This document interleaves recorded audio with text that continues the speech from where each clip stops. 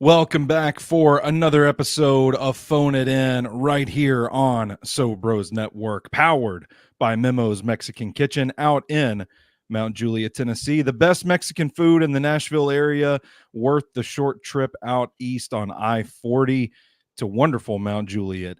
I am your host for Phone It In, the EIC at SoBrosNetwork.com. Big Natural Stoney Keeley.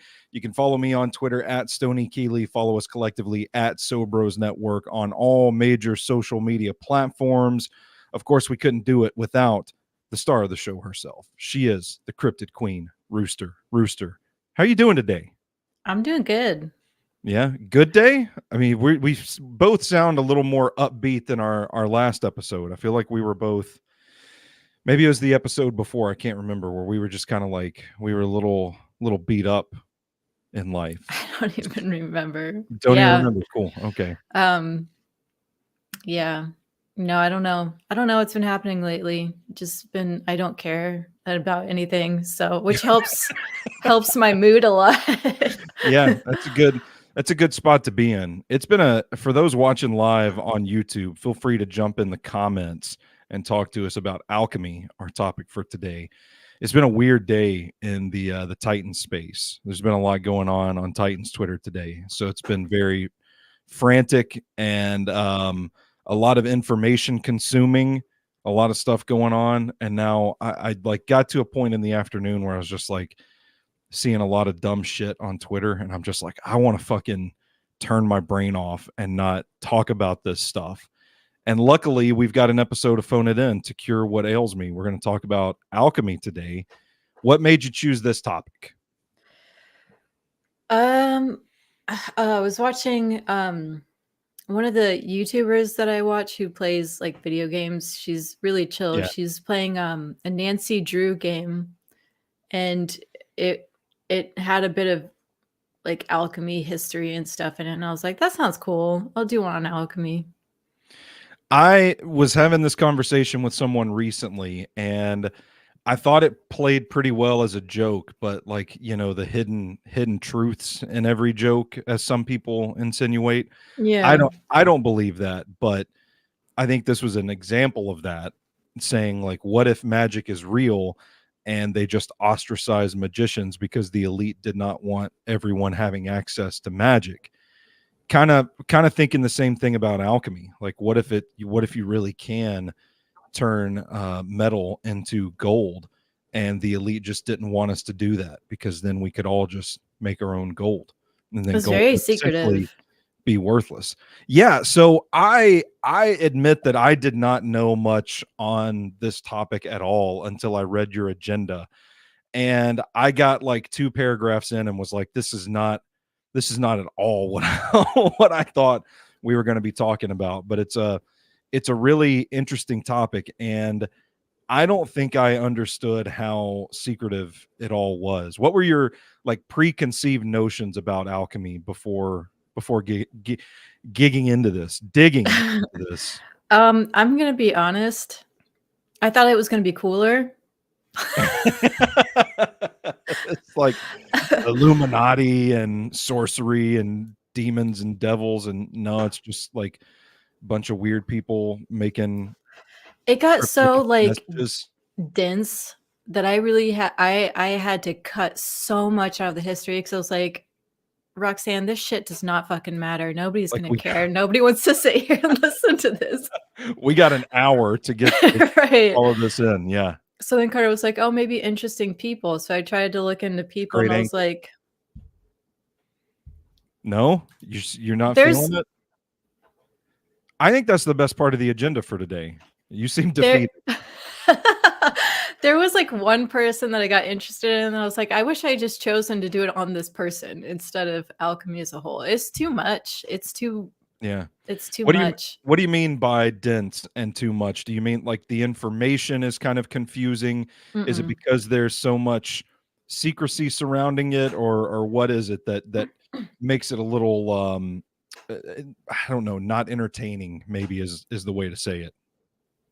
I feel like it was the way it was really presented more. Like I wasn't finding the cool, weird stuff. It was more just like, and maybe because it is so secretive, so there's not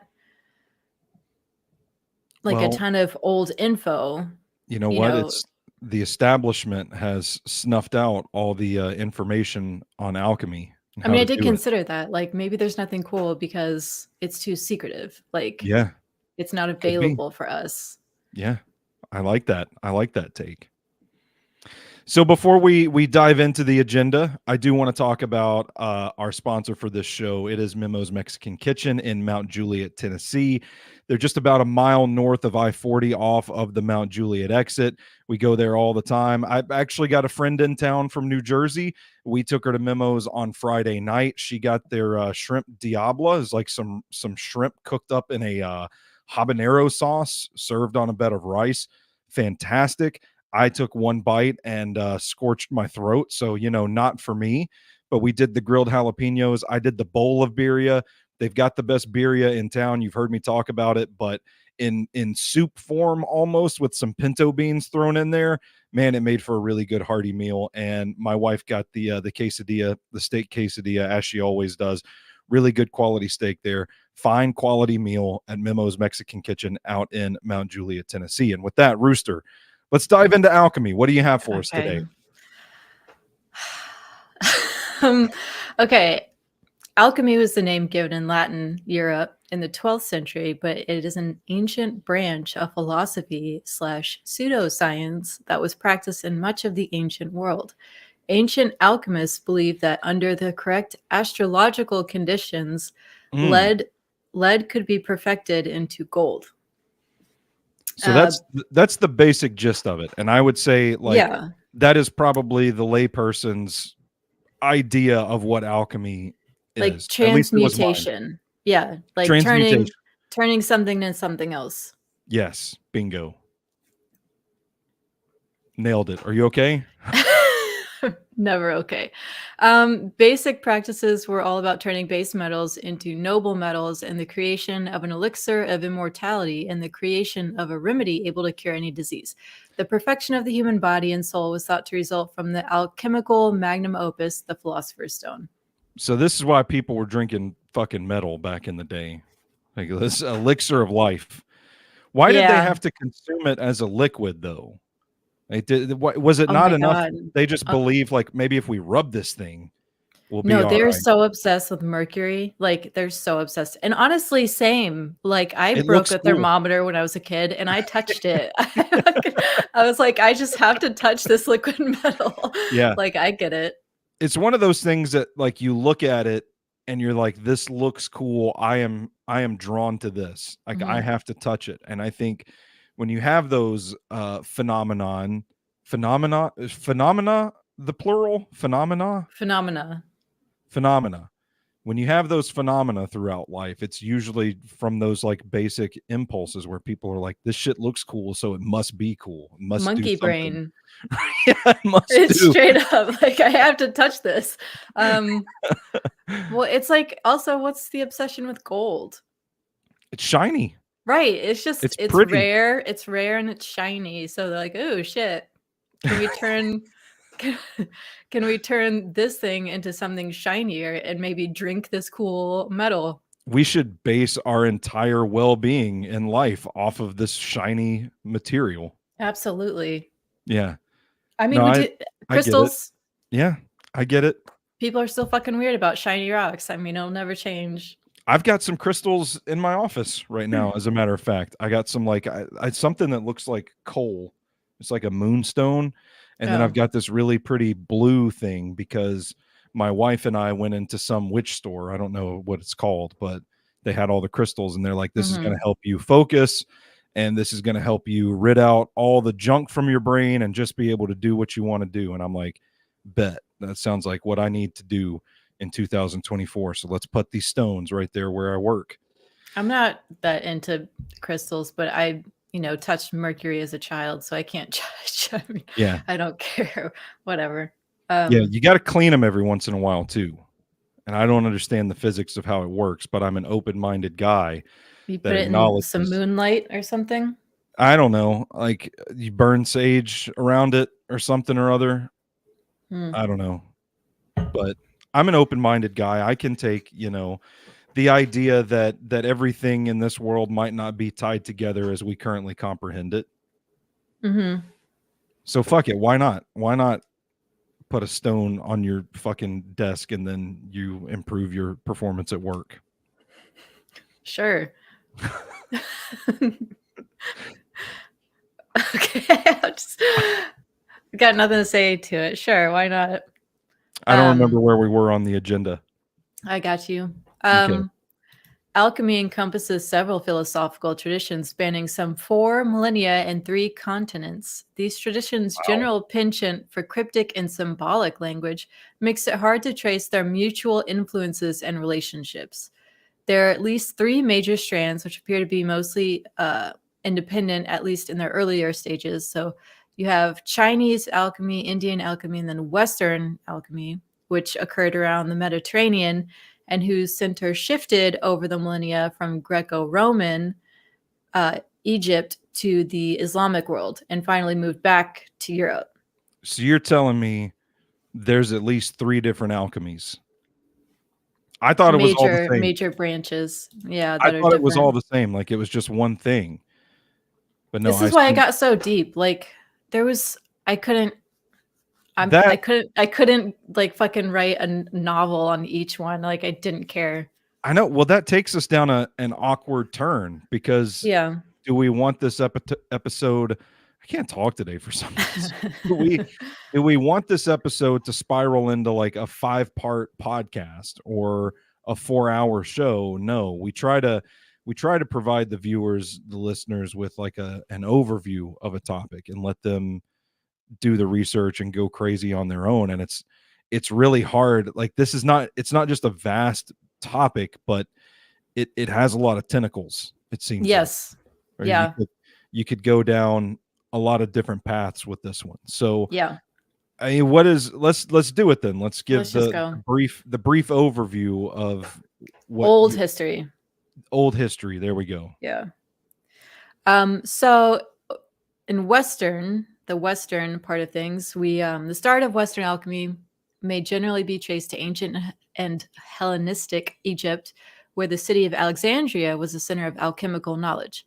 Modern scholars see alchemical practice in the Roman Empire as originating from the Egyptian goldsmiths' art, Greek philosophy, and different religious traditions. Okay. So we don't know where the idea came from. It went into a lot about how there was a particular author from Greco-Roman time period that referenced old Egypt goldsmithing and rituals for their gods.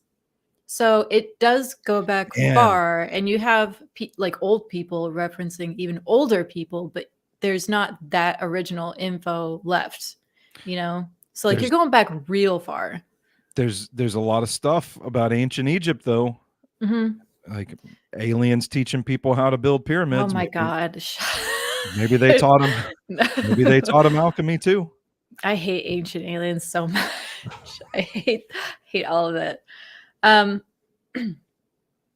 okay, so I did leave in important things that kind of thread through the history. So alchemical writers used classical figures from Greek, Roman, and Egyptian mythology to illuminate their works and allegorize alchemical transmutation.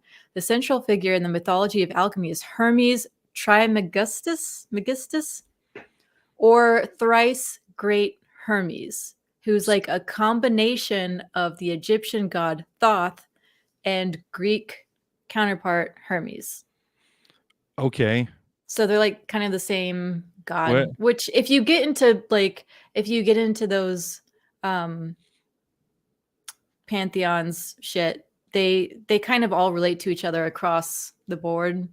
You have similar gods with different names.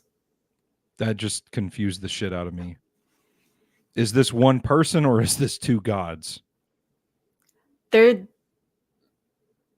Or is it so one person that is also two gods to two different groups? So Thoth and Hermes are like the same person Okay. with different names. Gotcha. So, okay. So Hermes, God, this is tickling me and fucking annoying. Are you okay? My um, God. okay, where the fuck was Do you I? just want to cancel this episode? Yeah, let's just call it. Just get out of Okay. here today? Hermes and his caduceus, which is his Do what now? caduceus, which is that serpent staff, which is Okay. like the symbol of like modern medicine now. Oh, Yeah. So that thing. is medicine alchemy? Hmm. Were among alchemy's principal symbols. The Hermetica, which are texts covering all fields of knowledge, is generally understood to form the basis for Western alchemical philosophy and practice, called the Hermetic philosophy by its early practitioners. And big symbology with all of this is like the Ouroboros. Yeah. Yeah. Where can we get a copy of the Hermetica? Do they have it Yeah. at Books A Million? Maybe. Go to Books A Million, buy me a copy of the Hermetica. So shifting into India, I'm just gonna try Okay. to power through. We're just gonna, okay, let's do it. The second millennium BC text Vedas, a large body of religious texts originating in ancient India, describe the connection between eternal life and gold. A considerable knowledge of metallurgy, Metallurgy. metallurgy, I don't metallurgy, metallurgy. metallurgy is probably right. Has I been don't know that. has been exhibited in a 3rd century AD text called Arathashastra, which Arthashastra. Yeah. Can we buy that at Books A Million too? maybe go look it Damn. up. Ask them at the info desk. Excuse me. I'm looking for the 3rd century AD text called Arthashastra. How do you spell that? Which provides ingredients of explosives and salts extracted from fertile soils and plant remains, perfume making, and granulated sugar. So they're making shit. We're making shit. This is chemistry. I was about to say that would be kind of cool, like to learn how to make a bomb out of soil and sugar. And then I'm like, no, I can't. I don't think I can say that on the internet these days. Well, I'm gonna end up on a watch list. I mean, we've already said lots of questionable things. We have. Yes, you're right. That's pretty cool though. Sanskrit alchemical texts include a lot of material on the manipulation of mercury and sulfur. Hey, there we go. Fuck this. Homologized? Homologized with the semen of the god Siva and the menstrual blood of the goddess Devi. They were Ugh. big on the transmutation of mercury specifically. I So ain't really into mercury. I ain't doing shit that involves bodily fluids. Which honestly, I think it's kind of interesting because I don't know if this connection even existed for them because whatever they call Mercury could have been completely different. But Mercury being the Roman name of Hermes. And I just thinking like this needs some cum in it. We'll have some gold, then we're cooking. Oh my god. I know. I'm gonna hear something about that one, but it was too I good. mean, it tracks. That's fluids of life, you know? Yeah. I don't know. Do we have any proof that it didn't work? No. Yeah. Can't prove otherwise then. Okay, China. Man, you really are just powering through. We're just powering through today. I cut out so much. I had to go. I removed pages. Okay. So I put, may we take a moment to remember that Qin Shi Huang drank mercury for immortality, R.I.P. That's right. Man. Because he had court alchemists. I don't know. I mean, I like to think I come across as a sane individual on this show. I have to admit that I probably would have drank mercury back in the day. I don't remember Oh my God.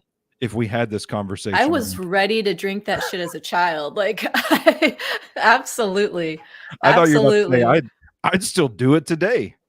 I mean, listen, I just want to see the science on it, you know? Like if you tell me there's a chance your lungs explode or there's a chance that you could live forever, I think I'd be okay with that. I mean, I had this written. So I actually I forgot about this. I did some research into this because for my book that I was trying to write, which I did not do and might try and redo as a short story. You should, by the way. We're still waiting on your next short story. Sort of set post Civil War, but they used mercury as a treatment for syphilis. So, I mean, it's not even that long ago that people are still trying to use it for medicine. Yeah. Man, that's wild. You go crazy. You go crazy. You start losing your mind. It's very similar to actually having syphilis. So then I don't know. I don't want to lose my mind. I mean, just look at how crazy and paranoid Qin Shi Huang got, you know, from drinking all that mercury. Yeah. Yeah. But what a fun way to go. Do you ever wonder if the Alan Jackson song where he says, if I have money, I tell you what I do. I go downtown, buy a Mercury or two. Maybe it's maybe it's not about the car. Maybe it's some Illuminati anthem about drinking mercury.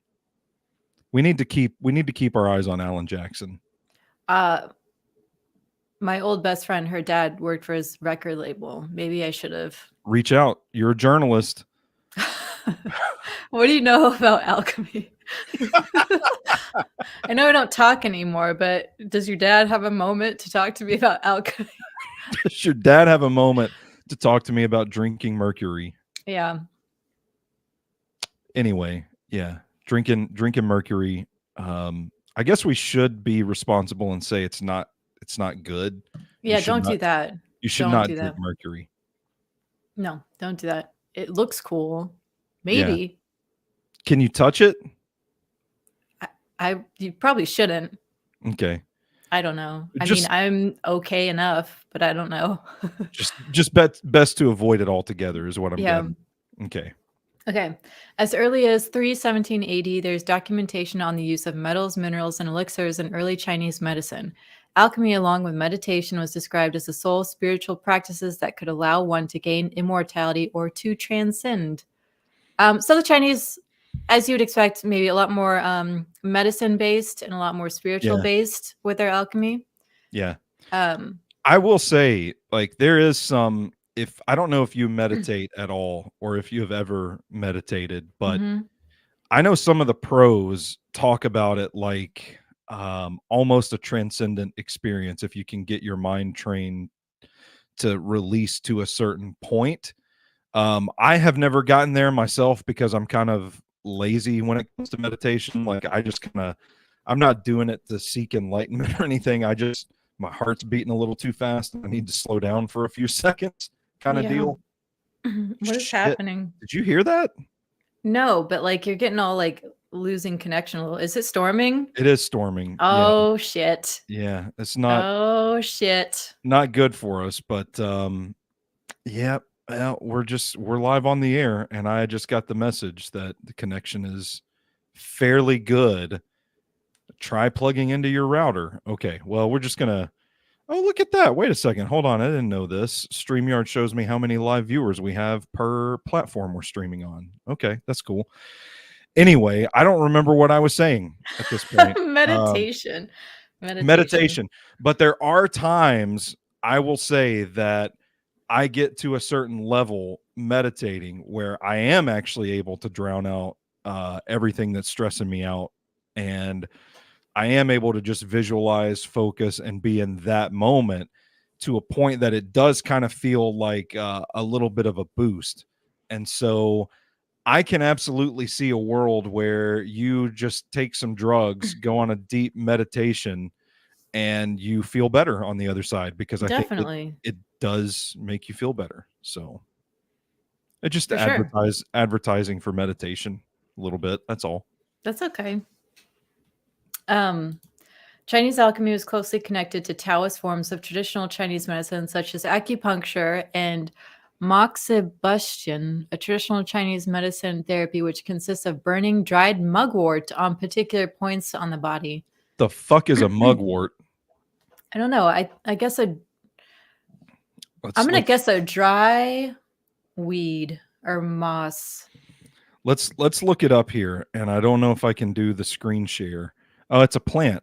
Oh Yeah, yeah, I've a flowering aromatic perennial herb that is native to Europe, Asia, herb. and Damn. Africa, but is now grown in many parts of the world, including North America. Let's show this picture here. The wild edible and recipes. And recipes. What did I just say? All right, I don't know if I can do my screen share. I'm going to try it. Let's share the screen. All right. I'm just going to share this tab. There we go. Can you guys see it? There it is. There it This is. is mugwort. That is some mugwort for you guys watching on YouTube with us live. Okay. All right. Moving on. Moving right along. Islamic was super cool. I mean, Well, honestly. hang on. There's one more note under China. Okay, right. Yeah. Okay, of course you'd want to know. Okay. It is said that Chinese alchemists invented gunpowder while trying to find a potion for eternal life. There's a the writer in me wants to say that is quite poetic. Mm-hmm. That happened. Also kind of scary that they're like ingesting this stuff and like, oh, also it's gunpowder. Oh, this actually kind of blows up when we light it on fire. This potion for eternal life. Oops, it's gunpowder. Yep. You know I what mean, it they was? did fireworks. It might have been a potion for eternal life. I mean, it might have Maybe just it is. Maybe it blown up is. blown up these people's stomachs, killed them, and now they are in the afterlife for all of eternity. It's, hidden in plain sight, All along. Yeah. That's the real philosopher's stone is gunpowder. Are we just making a mockery of this topic? We always do. I mean, This is like the history of Gatlinburg all over again. Yeah. Islamic, so this time, honestly, the Islamic world, they were banging with their science, like building batteries and light bulbs and shit. Like, That's crazy. so anyway, I kept the most in here because they were doing the coolest shit.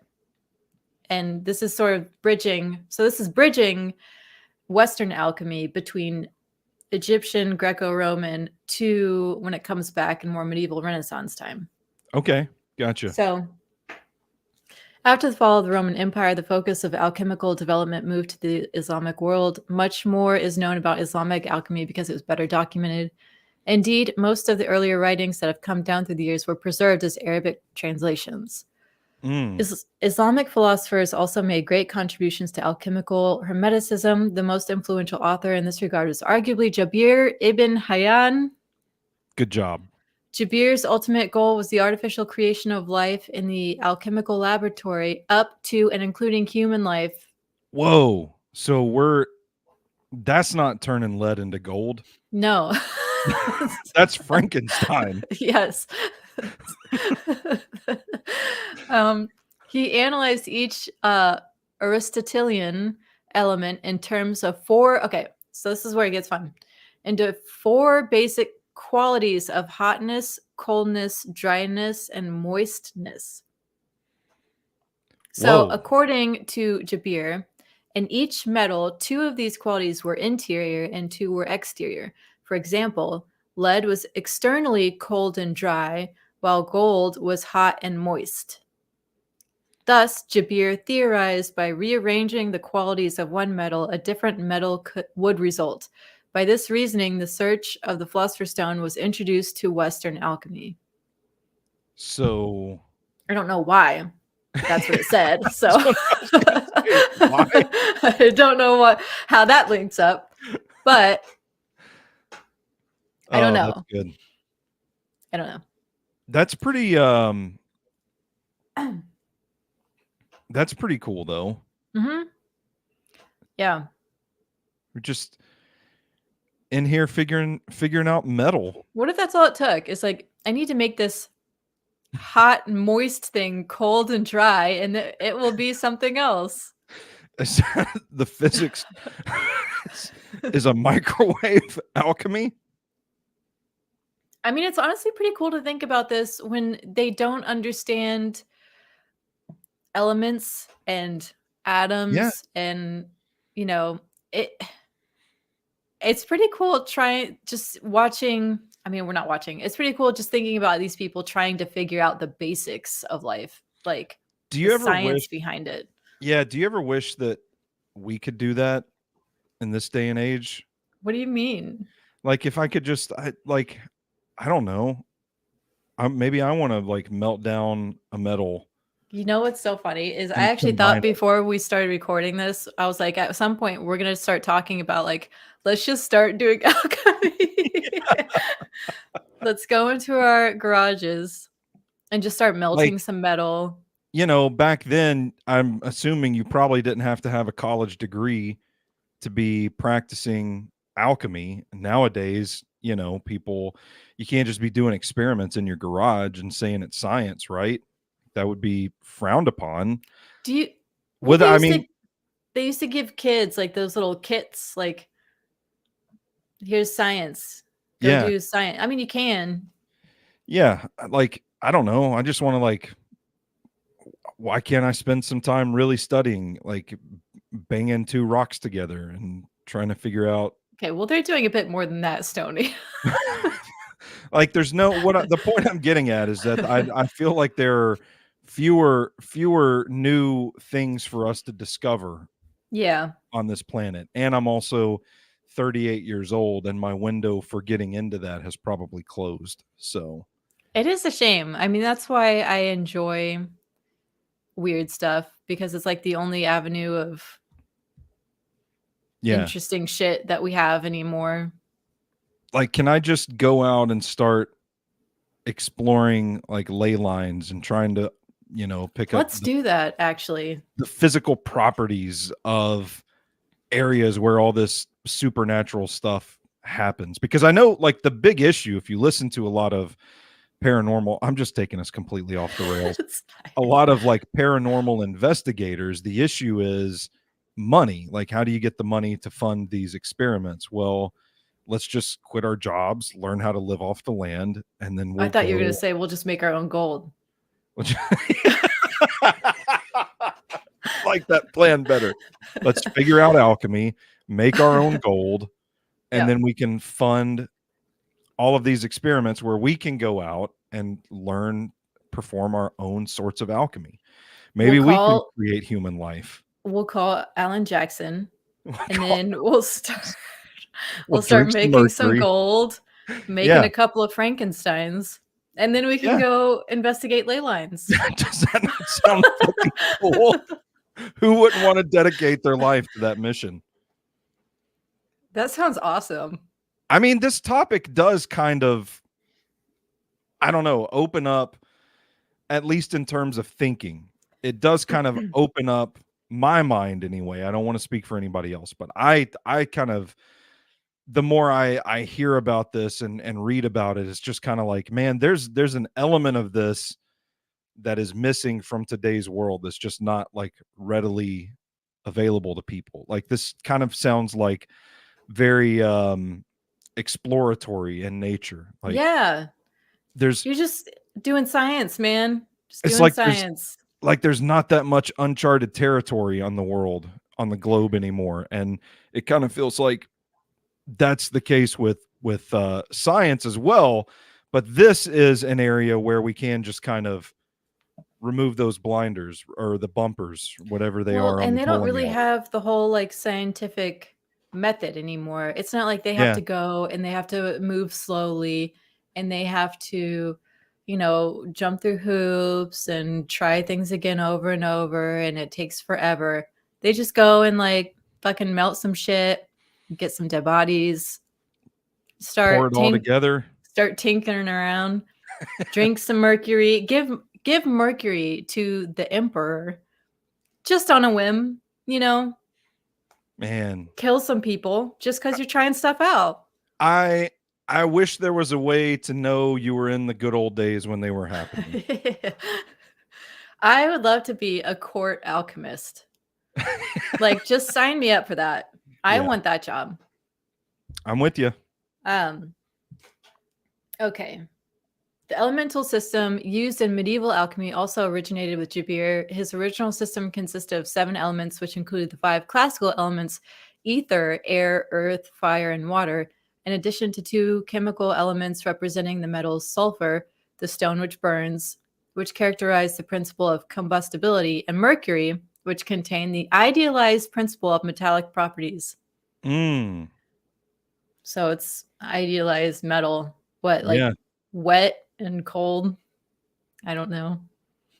Moist and moist and cold. I don't know. Yeah, I put ether. It was known as the 5th element in ancient times in medieval science. It is the material that fills the region of the universe beyond the terrestrial sphere. So it's like space. Space material. I'm so flummy, I keep muting, but yeah, space material. Okay, gotcha. I tried to fill medieval. That. Yeah, no. Medieval. Anything to say. It seems a lot of alchemy in the medieval time was mostly focused around monks translating the Latin text and not adding too much theory of their own. Roger Bacon was a big proponent, as he was a Franciscan friar who wrote on a wide variety of topics, including optics, comparative linguistics, and medicine. Roger Bacon was pretty dope. I know a little bit about him just because he stands out as being like kind of a big thinker. Never heard of him. I mean, why would you? I don't think most people probably. It's just Roger some fucking Bacon monk. Is a great name though. In medieval times, yeah. Bacon. Bacons are big movers and shakers of the world. If your last name is Bacon. Yeah. I mean, we got Roger, we got Francis, we got Kevin. That's right. So hold on. When you say optics, what is glasses? Glasses. Okay. I was gonna ask, like, are you talking about how things look, or are you talking about he's the big, you know, eyes? Like Trump.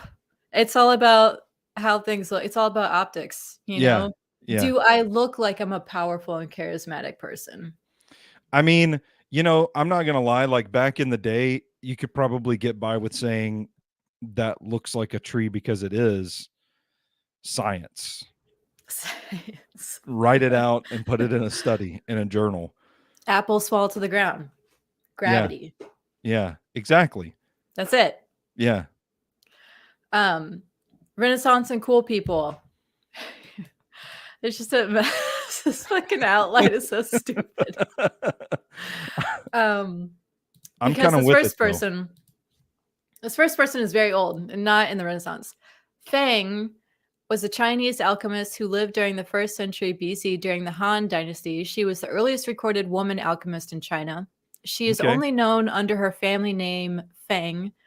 Raised in a scholarly family skilled in the alchemical arts, she studied alchemy with one of the Emperor Han Wudi's spouses and thus had access to the highest levels of society. Fang's husband was extremely jealous of her secret knowledge and abused her because she wouldn't share her secrets, which led to her mental break and suicide. Fucking men.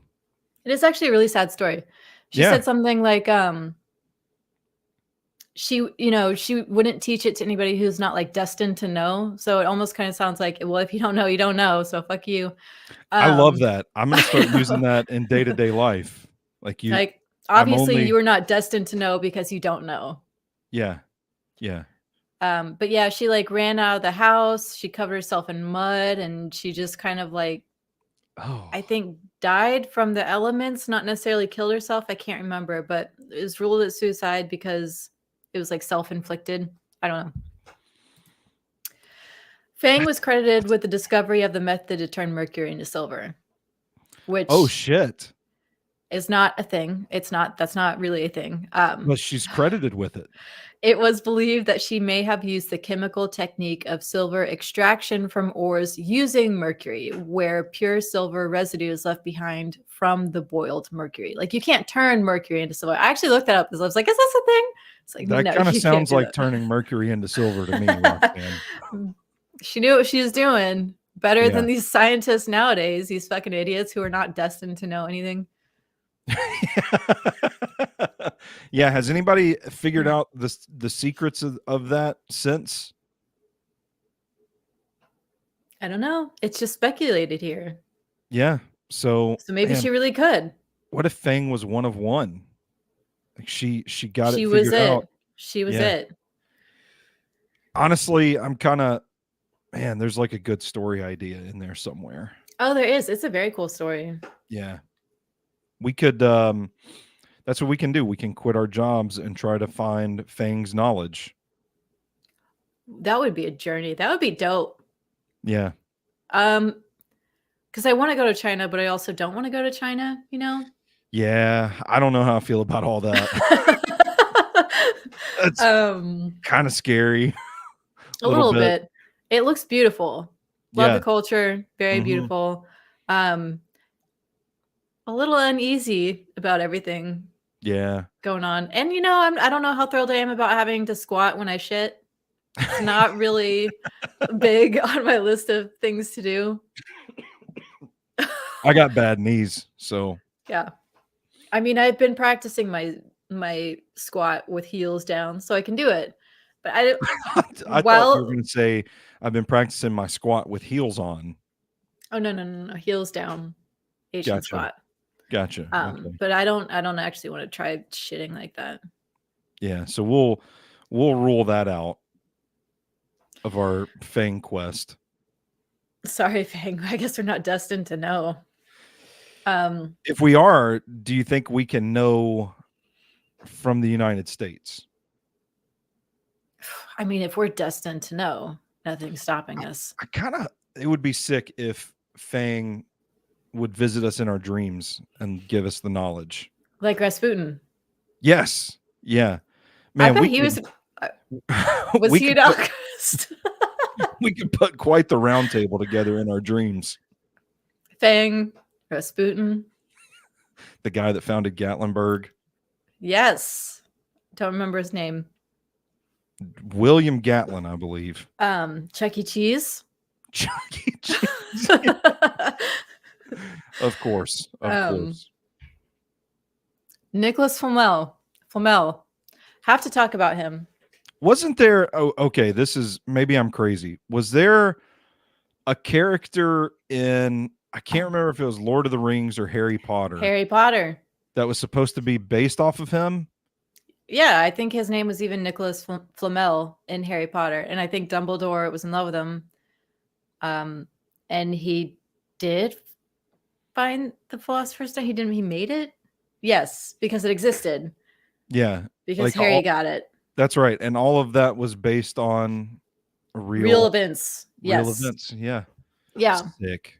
I'm glad I Yep. remembered that. That's all I can contribute to this podcast, but I'm glad I did it. Okay. Flamel technically lived in medieval times, but his legend comes around during the Renaissance. He was a French alchemist and manuscript seller who ran 2 shops. He married wealthy as his wife had inherited money from 2 previous marriages, and they're both known for their wealth and philanthropy. Oh, I got a burp. Flamel lived into his 80s and is definitely recorded as dying in 1418. Yep. So he is recorded as dying. Let's all remember that. Legendary accounts of Well, Flamel's. hang on now. That doesn't mean anything. Yeah, I The guess. body he was in at the time was recorded as dying. Jabir brought him back. There we go. And Fang. Jabir found the Philosopher's Stone, and he's just been keeping people alive. There's like a whole like group of alchemists. I knew we could make this more interesting. we- I knew we could make this more interesting. we are coming up with some banger fiction ideas. Yeah, for sure. The Alchemist Guild. I bet something like that exists. It wouldn't surprise me if it did. And they're all alive, living somewhere, just doing their alchemy, figuring it all out. Writing on books made from human skin. Hell yeah. I wasn't going to go there, but. Okay. Legendary accounts of Flamel's life are based on 17th century works. The essence of his reputation are claims that he succeeded at the 2 goals of alchemy, that he made the Philosopher's Stone, which turns base metals into gold, and that he and his wife, Pernell, achieved immortality through the elixir of life. Man, I don't know. Do you know the physics of how the Philosopher's Stone works? How it's supposed to work? Absolutely no idea. How can a stone turn base metals into gold? You just like. I think, well, so. And what astrological conditions have to be right? Roxanne, can you tell us how to practice alchemy? A lot of this is getting mixed in my head with Full Metal Alchemist anime show, which in that it's always like, equivalent exchange. You need something of equivalent value to turn into something else. But the Philosopher's Stone means you don't need a starting item. You can just do things. Because it's worth the most. I don't know. But I think the Philosopher's Stone is just like, man, if I could really figure out the trick that will just do this for me. Yeah. Like they probably felt like they were just missing something. And if only they had that thing, could they actually do it? Like they probably thought it was very realistic goal if they just knew the one ticket. Gotcha. And the Philosopher's Stone was the ticket. I mean, it makes sense to be like so close and I'm so frustrated. I bet there's just something out there. I don't know. But the elixir of life. That's pretty cool. How do we? It's how do unicorn's we get blood. Is that just the mercury? Which looks like mercury. Yeah. Yeah, like in Harry Potter. Crazy. I know. Harry Potter, like, who knew? It was based on real events. Who knew? It was a biography. Yeah. Historical texts. Along with the Arishrathra. Yeah. Yep. Okay. Allegedly, Flamel had made it his life's work to understand the text of a mysterious 21-page book he had purchased at the cost of 2 florins. He traveled to Spain for assistance with translation, and on the way back, he reportedly met a sage who identified Flamel's book as being a copy of the original book of Abramelin. Abramelin. Abramelin the mage.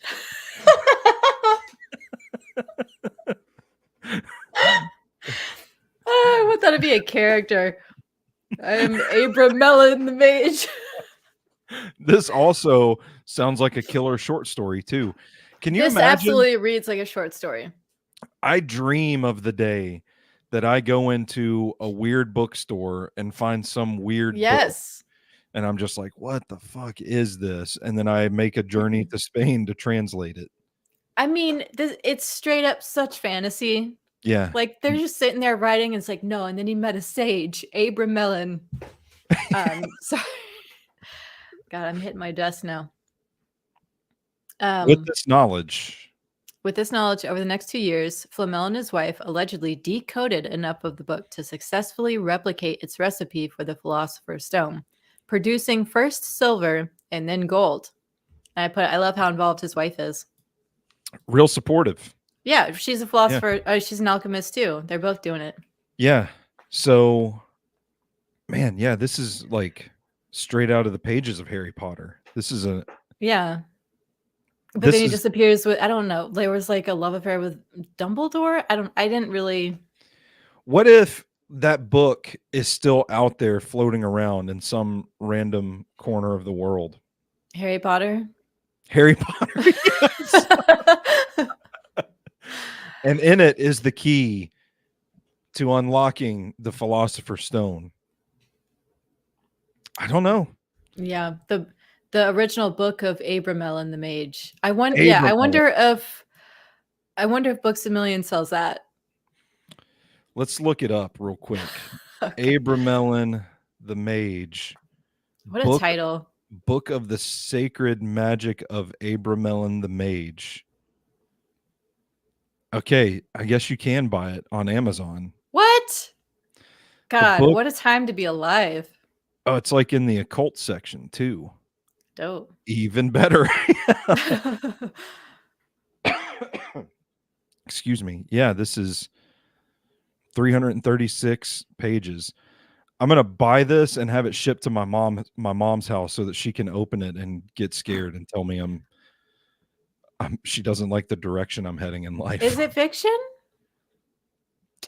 I don't know. Fiction based on. I just closed out of the tab. Okay. Fuck it.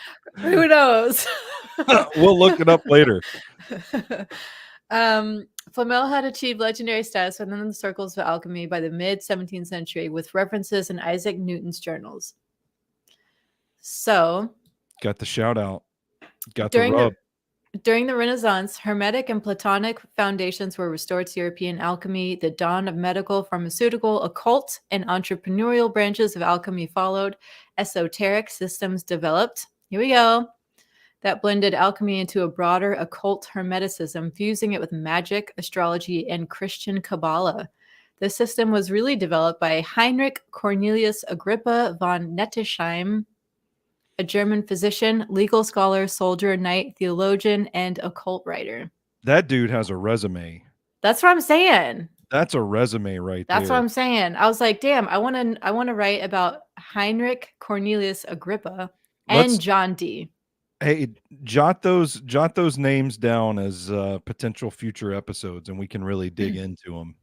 Yeah, because John Dee sounds cool too. So John Dee was a court astronomer for Queen Elizabeth I. His writing portrayed alchemy as a sort of, what if he was just the court astronomer for for old lady Queen Elizabeth? Yeah. R.I.P. forever in our hearts. Never forget. His writing portrayed alchemy as a sort of terrestrial astronomy in line with the Hermetic axiom, as above, so below. Okay. Yeah. Got a little something going on here now. During the 17th century, a short-lived supernatural interpretation of alchemy became popular, including support by fellows of the Royal Society, Robert Boyle and Elias. I would say Elias, but Elias, I don't know. Ashmole. Ashmole. That's a gross last name. You got an ashy mole. This is stupid. Is that what the alchemists are calling themselves? Fellows of the Royal Society? Maybe Fang, Nicholas Flamel, they're all a part of this association. Oh my God. What if it's like the society? What is that gentleman's thing? That movie with The like League Sean of Connery? Extraordinary Yes. Gentlemen. What if it's Yeah, like that, but they're alchemists? it could So, be. here we go. They figured out how to turn one thing into another, and they're just flipping all kinds of shit around. There's a really popular horror game that is based on Agrippa is a character in it, and there's a lot of alchemy in it. Like, I mean, this shit is just begging for fiction. Let's do it. This is what we're called for. This is why we did this episode today. So many different callings in this episode. Yes. Proponents of the supernatural interpretation of alchemy believe that the Philosopher's Stone might be used to summon and communicate with angels. That's crazy. Could you imagine? You're creating this thing to turn base metals into gold, and like you accidentally draw an angel down from heaven. It's like, you know what? Never mind. We're talking to angels. Like, fuck the metals. Oh shit! What have we done here? Yeah. Well, this John Dee had like journals of him talking to angels. That's cool. Like, he just has all these conversations with angels. Like, what a job. I want to be a court alchemist, astronomer. Damn. I feel like that should have been me. That should have been me. We were what's the cliche? I was born in a different time. Yeah, you would be a blacksmith and I would be the court astronomer. Yeah, well, that doesn't sound very cool at all. I don't want that deal. When we talked about this before, I just said, I don't fucking know. I'd just be like a tavern wench. And now I'm a court astronomer. Yeah. I started out as a tavern whore, and then I work my way up to reading the stars and communicating with angels. Hey, that's the story. That's the story right there. A tavern whore that learns alchemy. By sleeping with everybody in the Royal Society. The fellows of the Royal Society. Yeah. Sleeping with all the fellows.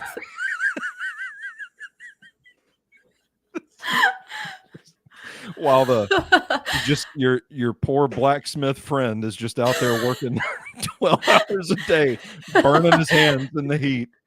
I just stopped by to tell you how my day's going every now and then. Like, Stoney, you wouldn't believe it. And I'm just like, I'm making this sword and my feet hurt. I'm like, I talked to angels today. Also, Robert Boyle's got a tiny dick. Yeah. I'd buy that book. Romantic fantasy. Where were we? I was just trying to find it. Now I'm crying. Yeah, you're right. You got it. You got it high lit there. Okay. He believed that numbers were the basis of all things and key to knowledge. So numerology. Numerology tying into this too, man. Which is fun. Yeah. See, this is the shit that I hear that I'm like, okay, we're getting on a lot of different fringe elements here in the science world. So people need to be exploring this stuff. Yep. People. Like us. We need to be exploring it. I'm sure nobody else in the world is right now. No. From Hermeticism, he drew a belief that man had the potential for divine power that could be exercised through mathematics. And now you lost me because I'm not doing math.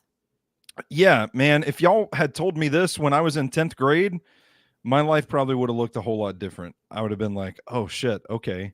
Maybe I'll actually do my geometry homework. Maybe I'll actually learn math so you can talk to angels. Math. Yeah. I mean, he's not wrong.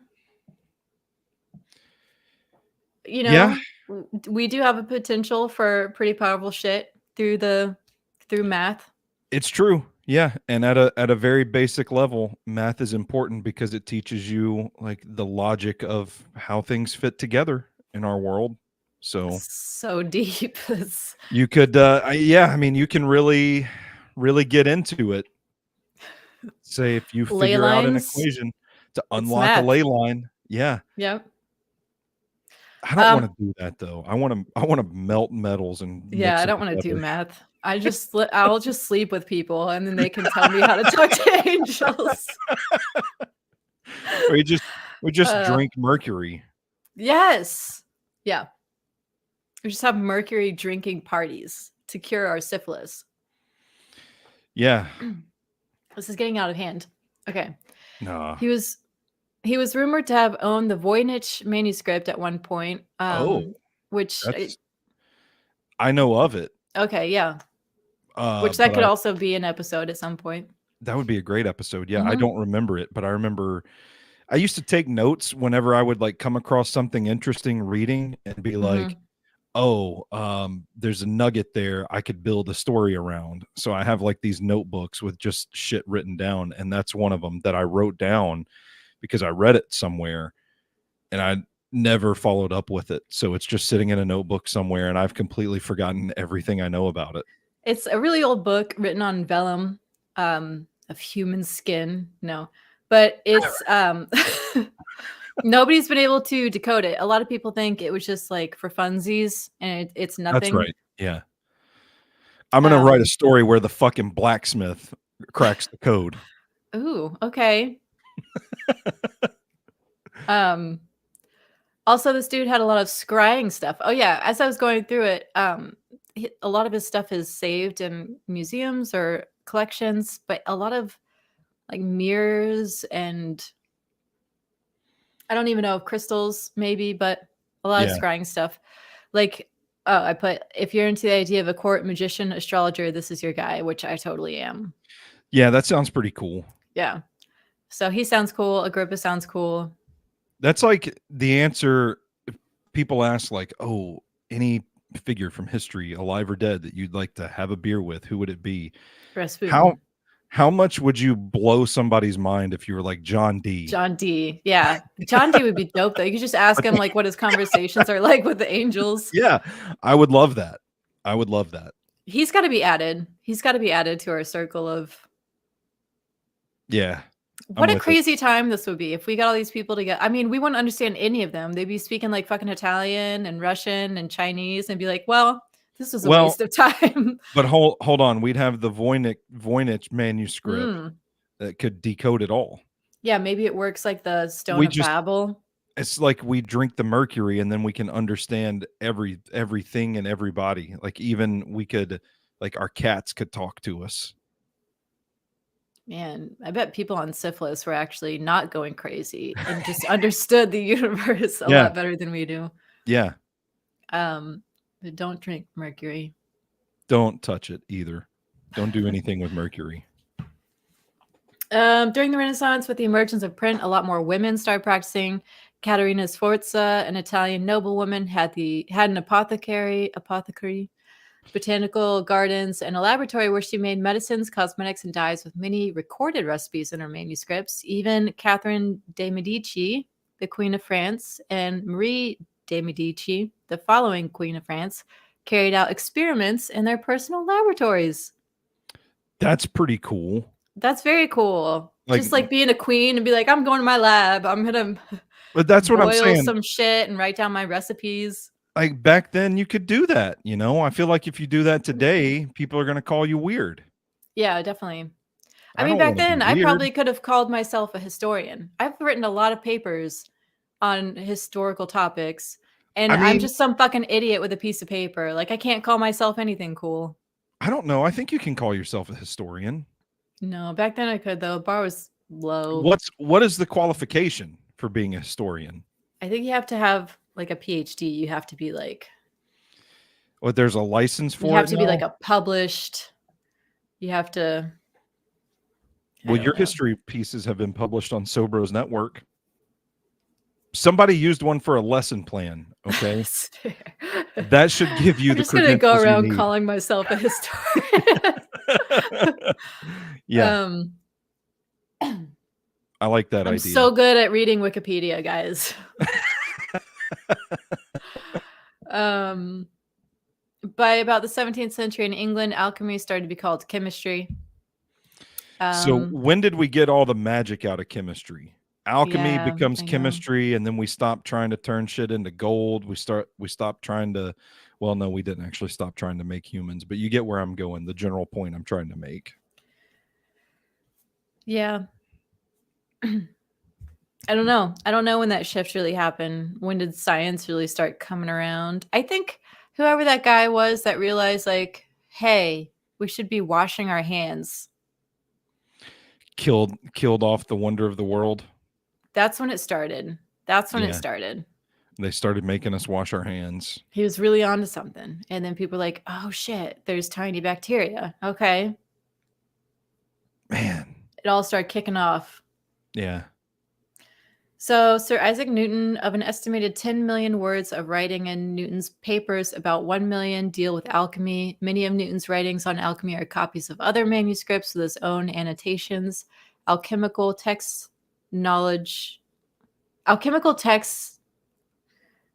whatever. I don't know what's happening with this sentence. With knowledge and philosophical speculation. Other hidden... Often, God, I cannot fucking read anymore. You got one more sentence to go. One more sentence to go. And it's all falling apart. Often hidden behind layers of wordplay, allegory, and imagery to protect craft secrets. See, now, why would you want to protect craft secrets if they didn't work? I know. Like, we can't have everybody knowing how to turn shit into gold. We can't have everybody living forever. Man, how many people would be on the planet today if back then they figured out, yeah, everybody lived forever? Maybe that's what's happening. Maybe that's why the population's growing so much. People aren't having babies. It's just all these fucking people have been on Earth for the last 3,000 years. I mean, we're so full of microplastics at this point. We're never dying. Yeah. You know, we're just going to become robots. I was about to say, we're just going to slowly become robots. Yeah. Over time. And then our brains will be replaced with AI. Yeah. I mean, fucking slap that chip in my brain, Elon. Yeah. All right. So that's alchemy. That's it. Any parting thoughts as we wrap up here? No. Did you thought this was going to be a lot cooler than it actually was? But there's a whole wing of this that we didn't even go down with the occult supernatural alchemy. Yeah, I think we would have to really focus more on certain people and dive in deeper to them. It was such a big topic that, and if I stayed doing alchemy, I had to do just this fucking broad history. Yeah. But if now that we have a little base layer of knowledge for alchemy, if we dive deeper into somebody,